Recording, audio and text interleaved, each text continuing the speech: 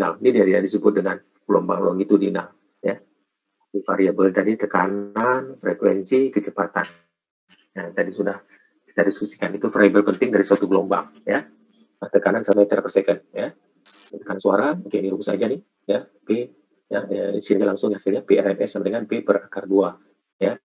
Nah, PT itu tekanan akustik, P-nya amplitudo maksimum dari gelombangnya. Ya. Dari fungsi gelombangnya.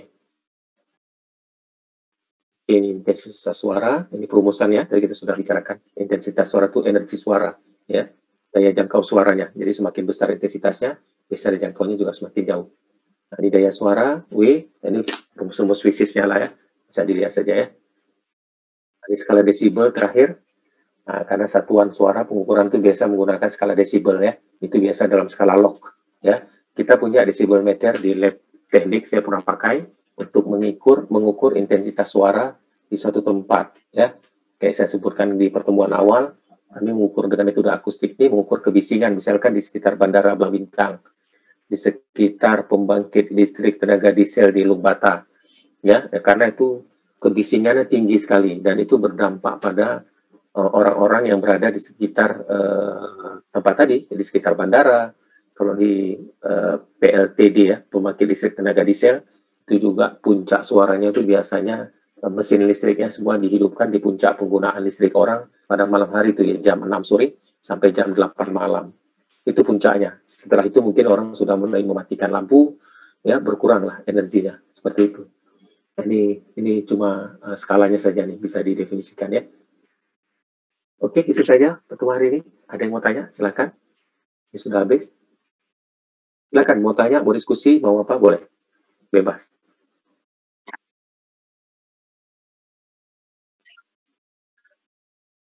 Ada mau tanya? Silakan. Ini memang mata kuliah ilmu baru ya buat kalian ya. Sebenarnya akustik ini bagian dari ilmu fisik ya. Di pertemuan awal saya sebutkan ini kalau di tempat lain di teknik fisika itu bukan hanya suara gelombangnya ya, juga tata ruang, desain ruang. Itu kalau mahasiswa kawan-kawan kita kalian dari teknik sipil untuk mendesain ruang agar suasana ruang misalnya lebih nyaman, itu penataan lampunya, pencahayaannya ya, sehingga bisa hemat energi, siang hari tidak perlu hidup lampu, atau sirkulasi udaranya, ventilasinya ya, kita bisa meletakkan posisi rumah misalnya, kita tahu di suatu tempat kita harus punya data misalnya arah angin kemana kebiasaannya. Nah, kita bisa desain. Itu disebut juga bagian dari akustik ya. Nah, itu saya dulu waktu kuliah praktek, saya kebetulan dulu di Surabaya, mungkin saudara kita ya mengulang, saya lupa, saya diajak dosen saya untuk mendesain, waktu itu baru dibangun gereja di Surabaya, kami mendesain suara di dalam gereja itu ya. Jadi kalau di gereja kan, maaf ya, saya tidak bicara tentang agama, tapi tentang akustiknya ya. Mungkin ada yang beragama Kristen di grup ini? Tidak ada? Muslim semua? Muslim semua? Ada? Boleh saya tahu? Tolong dijawab. Ada?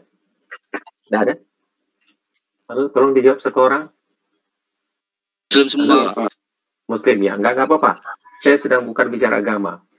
Saya waktu mahasiswa dulu, sebaya kalian, saya dibawa dosen saya. Nanti kalian boleh set namanya Lea Prastio, itu penulis buku akustik. Ya, Lea Prastio, boleh cek nanti di Google. Kami mendesain waktu itu baru dibangun gereja. Kalau gereja itu kan ibadatnya mereka bernyanyi ya. Maaf saya bilang ya. Saya Islam juga, jangan takut. Jadi bernyanyi, tapi mereka membawa anak bayi. Jadi kami dibuat di satu sudut ruang di dalam gereja itu agar si bayinya aman, nyaman di dalam gereja, tidak terganggu ketika ayahnya, ibunya sedang beribadat di gereja. Nah, ini saya ceritakan sedikit bahwa aplikasi akustik juga nih ya, sehingga orang yang berada di gereja ya, saya detailnya nggak tahu juga peribadatan. Yang saya tahu bahwa orang Kristen itu beribadat dengan bernyanyi di dalam gereja, sehingga kita desain ada anak-anak bayi yang dibawa orang tuanya ke gereja, dia bisa tidur di ruang bayi itu tidak terganggu. Yang berada di dalam gereja itu juga. Nah, itu satu ya. Yang kedua, kami mencoba mendesain satu gedung teater waktu itu ya. Gedung teater itu kan kita sama-sama tahu desainnya bioskop ya, bioskop. Itu kan desainnya suaranya harus besar sekali. Tapi bagaimana mungkin suara yang besar di dalam juga tidak mengganggu terdengar di luar. Nah, itu juga itu kami disuruh merancang, memilih jenis material dindingnya, di mana posisi loudspeakernya, di mana posisi itu diatur semua, sehingga orang-orang yang ada di dalam mendengar suaranya nyaman, tidak terjadi interferensi. Ya, ini kalian juga harus tahu sedikit bahwa dalam setiap speaker itu mengeluarkan suara. Kalau dia dengan frekuensi sama beradu, terjadi interferensi. Kalau terjadi interferensi suara, maka itu gangguan suara. Di situ disebut dengan gema, ya, dengung, ya, sehingga suaranya tidak jelas lagi apa yang sedang dibicarakan. Nah, itu kami coba atur sehingga orang yang di dalam bioskop itu kedengaran jelas dari semua sumber suara, karena sumber suaranya bisa banyak, speakernya tidak satu buah. Ya, yang kedua tadi orang yang di luar tidak kedengaran, tidak terdengar suara bising yang ada dalam bioskop. Itu ya. Nah, ini dalam konteks penelitian ya, jangan diartikan yang lain-lain. Saya kebetulan diajak dosen saya waktu itu ya. Nah, nanti boleh di Google, namanya Lea Prastio, itu satu pakar akustik di Surabaya. Nah, itu pengalaman-pengalaman saya ya, yang tentang akustik. Lain-lain saya kalau di Banda Aceh, saya tadi penelitian, saya sudah sebutkan meneliti bagaimana tingkat kebisingan di Bandara Belang Bintang, ya, mengukur kebisingan di sekitar PLTD di Lumbata, mengukur kebisingan. Yang belum berhasil saya dengan kawan-kawan itu di Masjid Raya Baitur Rahman, ya. Nah, kalau kalian nanti coba masuk Masjid Raya, itu suara imam di depan atau suara penceramah, ya, ustadznya, kalau di tengah tuh agak kurang jelas, ya. Betul ya? Siapa yang sering mungkin sholat Jumat di Masjid Raya? Betul? Ya, betul?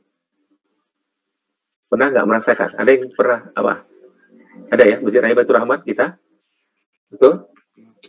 Nah, itu tadi karena proses akustiknya yang masih belum sesuai lah.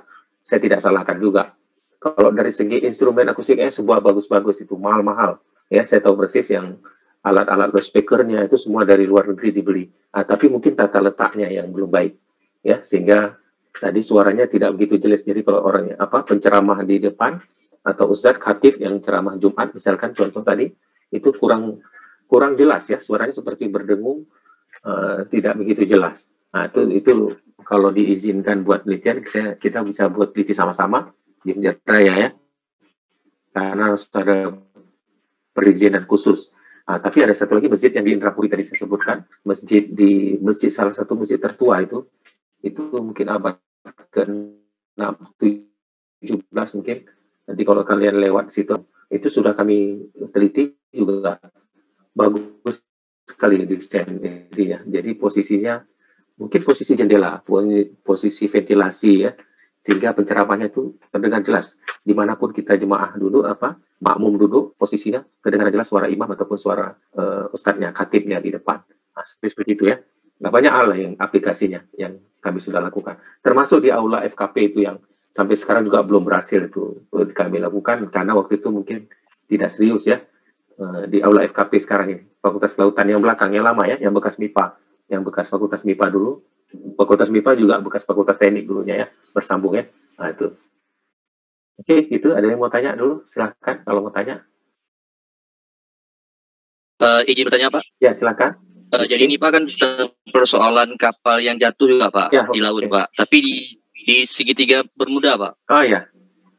Iya Pak, jadi kan banyak kapal-kapal jatuh, baik pesawat Pak yang jatuh tidak dapat bangkainya Pak. Ya. Nah, bagaimana Kak Fisika menanggapi hal ini Pak? Iya. Nah, ini unik ya. Nah, ini kan menarik nih, Rizky ya. Ada baca ya itu ya. Nah, memang ini segitiga Bermuda nih ya, sangat kompleks ya.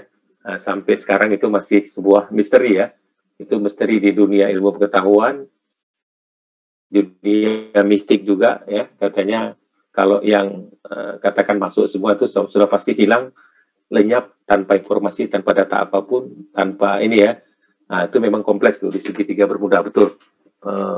Itu memang mungkin karena keberadaan lautnya ya. Jadi